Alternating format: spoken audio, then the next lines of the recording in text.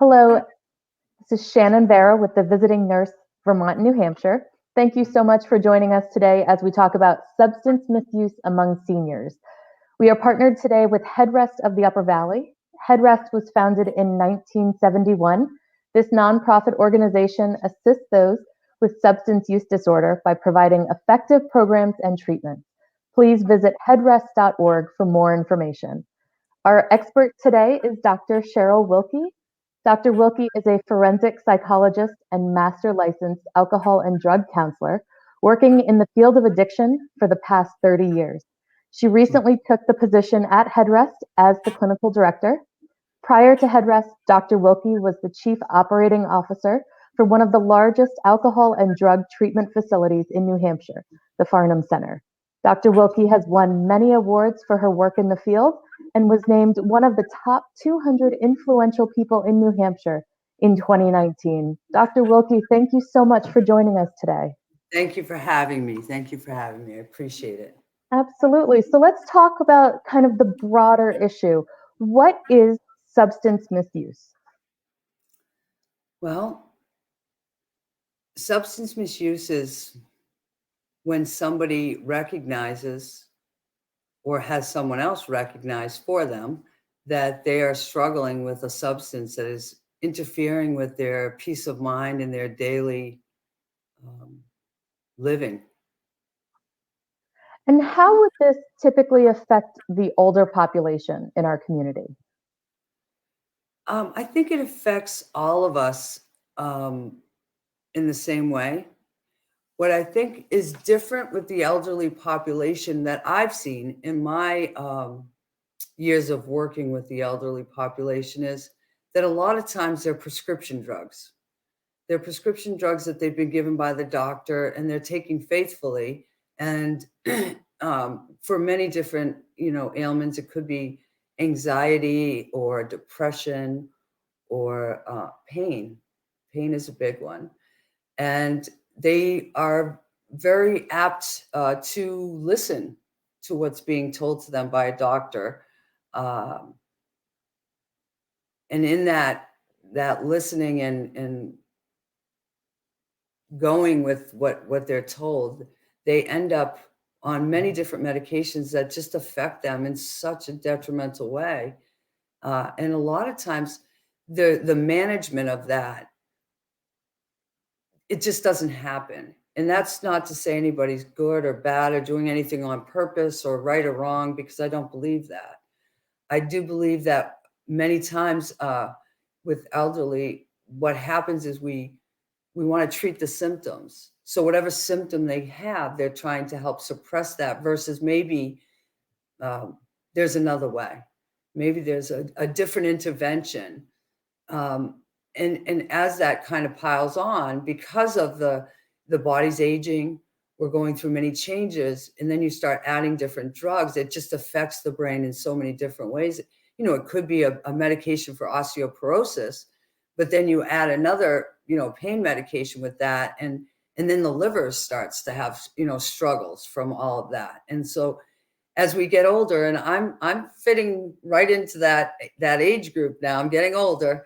When I heard you say, 30 years, I stopped saying after 30 years how long I've been in this field, because I know now, I'm one of the elderly people in this planet, and that I'm okay with that. But I do think that we need to give the time and the attention to all people, but we're speaking of elderly when we're starting to prescribe medications for symptoms, and work with the symptoms and see what we can do versus medicating.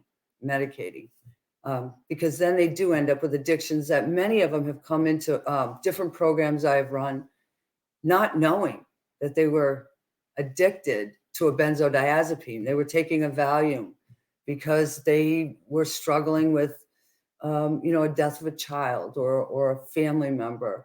As you get older, you start losing more people. They become sad, and they're taking, other medications, and then their addiction is full blown, and they can't come off the medication because the withdrawal symptoms are worse than taking it, and they don't even know that's happening. Right. And how has COVID made the situation that already sounds very difficult even more so? Well, I COVID has just left a lot of people in the house alone, whether, and so reaching out um, to treat the symptoms of loneliness and fear and worry. I mean, you can't ignore what's happening every single day. And when it, when the majority of the population is elderly that's passing, you can imagine. I have a mom who has some pre-existing conditions, and we try to keep her in a bubble, and her life has changed dramatically. And she struggles with the idea that no, you can't go there. No, we're not dropping you off at the Elks Club to visit your friends. You can't have a bunch of people over. You're not going to see your grandkids this week. We're going to do a Zoom call, but we're not coming over because a lot of my family is frontline workers. So we can't visit our mother, and she lives 10 minutes away from some of us. So I think that what happens for anybody in this kind of situation is our lives have been disrupted.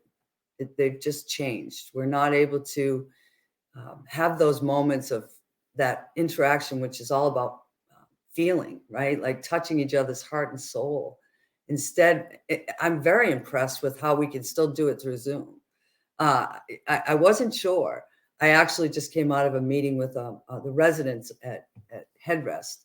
You can still feel that connection with them, and I think that's one of the things that we could do for the elderly is have these kinds of conversations and Zoom calls to talk about whatever it looks like for them, and to just it's not about telling people what to do or how to be because they already know that. It's just giving them a space to remember that for themselves. Absolutely. And what would friends or family members do if they suspected addiction in their older loved one? Well, that's an interesting question. There are interventionists in the state. I have had to do many interventions in my own family. Um, and you can hire somebody who's a professional.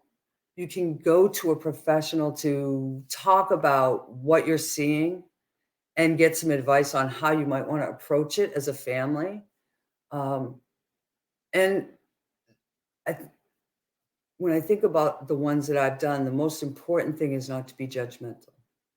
There's no judgment. We all have stuff. There's nothing, I know people get frustrated and angry and they want people to change but that is our thinking about what should be happening. And it's not about what is happening. So, sitting with somebody and being very curious to know, like, what is really happening with you versus you need to stop this. I don't want you to do this. Just brings everybody into the conversation with a lot of love, a lot of understanding. And with that, a solution will appear. It will come to everybody what that needs to look like. And there'll be a little bit of, back and forth. I've had plenty of family members. It became a thing in my family, and I'm sure they'd be okay with this. I Don't Want to Go to Rehab by Amy Winehouse was kind of like the song that got played back and forth in our family, because that's just, it's not something people think they need until they do. And then when they do, they'll do it. Right. Because Is they there already know. They already know inside that it's an issue. So Absolutely. And if there's nothing that's really clear cut that screams addiction, are there signs that a loved one can look for that would kind of point them in that direction, or something that they should be aware of before they try to escalate? um, if I understand your question correctly, are there signs that you might look for with somebody Who, that you who think has an addiction, a family Right. member. Okay. Yeah, I mean, in the elderly population, alcohol is one of the biggest in prescription drugs.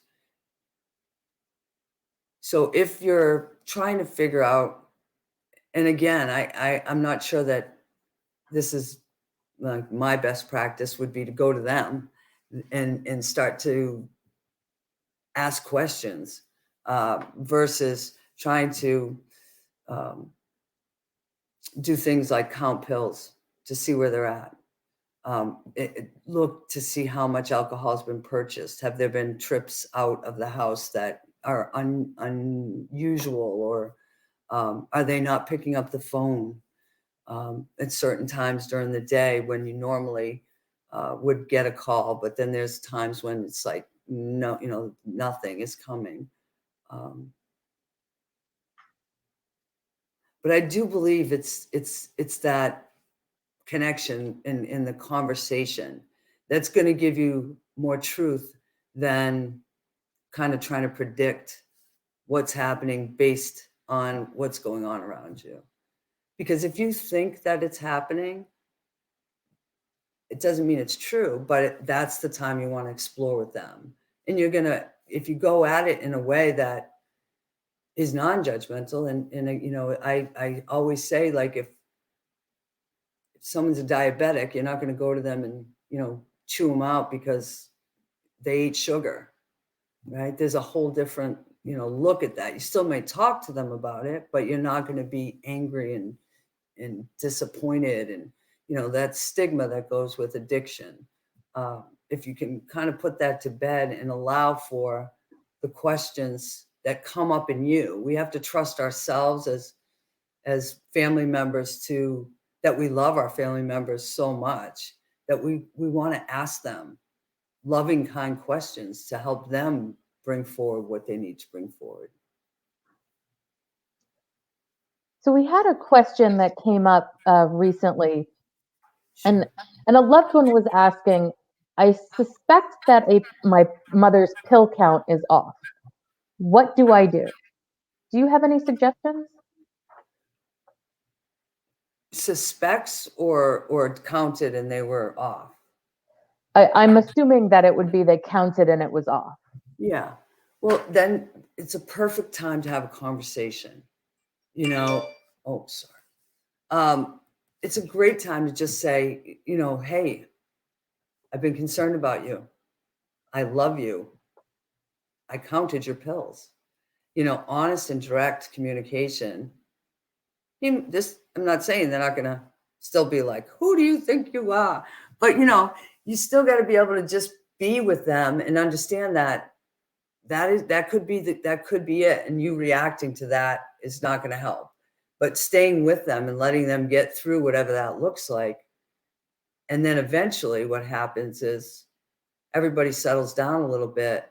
And then what I have experienced is the more I stay with somebody like that in a gentle, kind way, the truth, they bring forward what's going on with them because they know and they want help if they know. Because I have seen people who have been like, this is what I'm supposed to take. This is what the doctor says. Yes, every now and then I take an extra one. When you count the pills, it's really an extra 10. But those are things you point out to them. Well, maybe one isn't a bad thing, but I counted and there's 10 missing.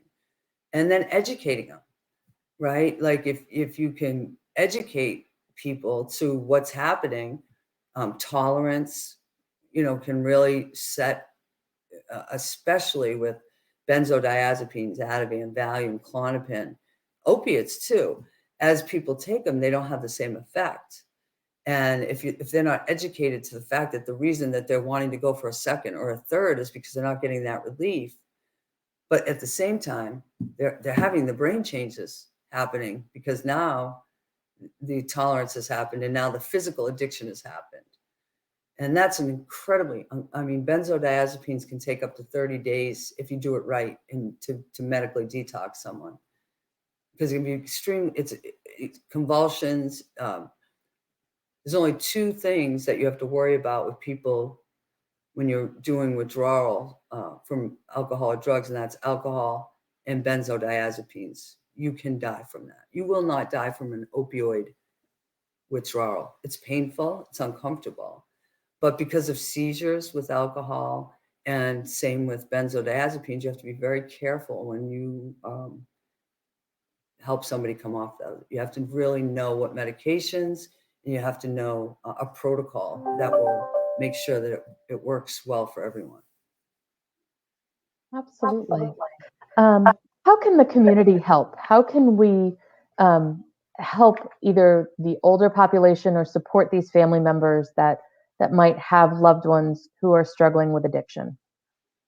Well, I think you're doing it, right? The education that they need, and by you putting this out and letting them know, and I let you all know that if you need anything, Headrest, we're here. There are other agencies. I'm sort of new to the Upper Valley, so I can speak to Headrest that, we have clinicians. I've done interventions. We have amazing other staff who are willing to sit with you. Sometimes being with a family member, just educating them on how to move forward helps the whole family. We're putting in family programs in our residential program. We're working with Dan Wingard on family parenting programs. So as far as how do we help, it's it's being willing to have these kinds of conversations, and then allowing people to talk about this and not, I mean, it's kind of hard, do it without judgment. We're not that, sometimes we're not as kind, we don't think we're judging, but, average person who doesn't really have a lot of knowledge about this can just be like, it's willpower. They should have better willpower. They should have better, instead of understanding that we all have something, we all have different things that we do. None of us are better than anybody else. And we need to be able to just come at it with that kind of an attitude, that if we really want to help other people, it's us, it's our attitude and how we are willing to be with people.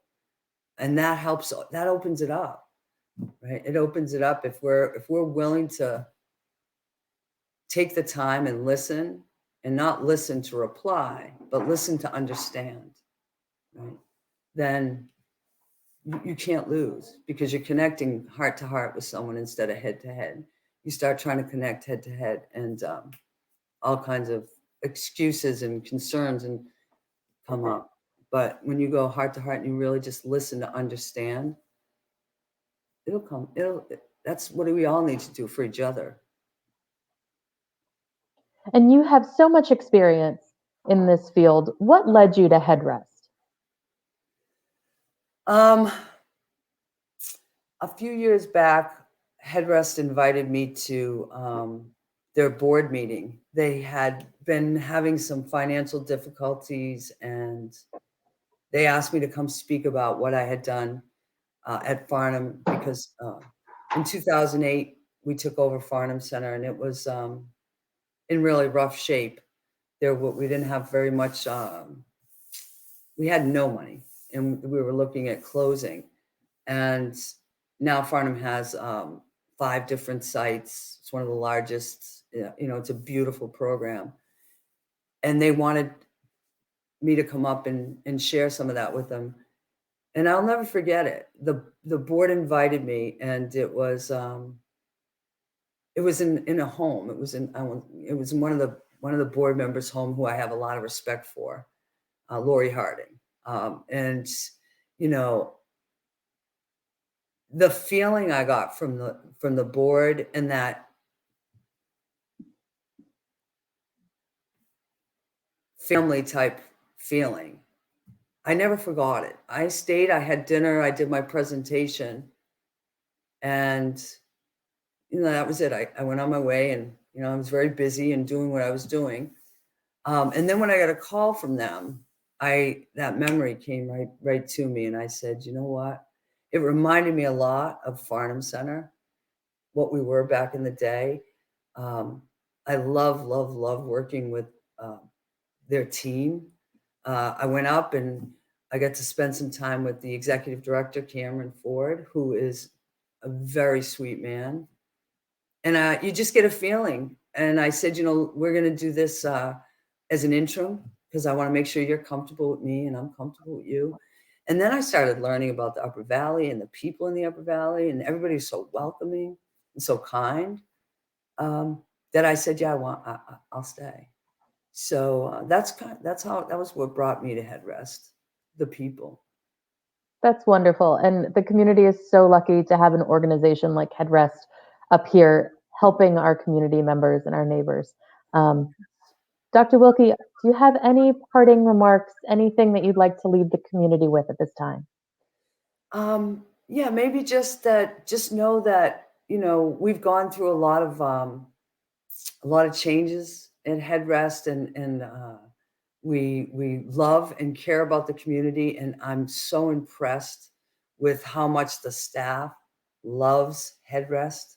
Like that is so important, our culture. And as we continue to build, we will support the community in any way it needs. So if there's a need for an interventionist, we'll find one. We'll hire one if we need to.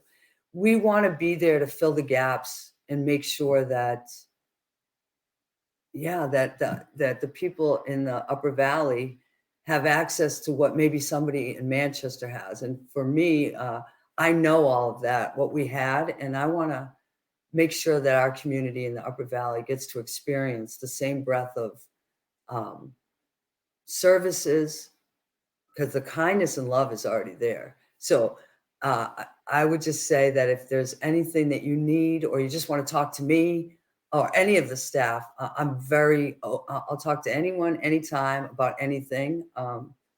And we're here and we're not going anywhere. And actually, we're growing. We're looking at a few different programs.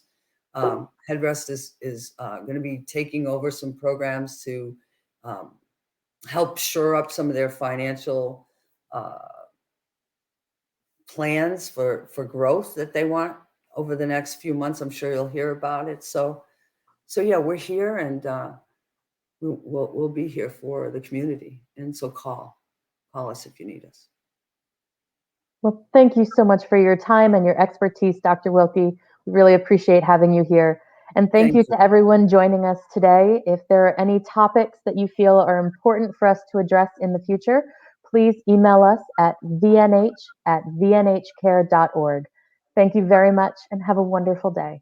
Thank you. And you too. Thanks for having me. Appreciate it.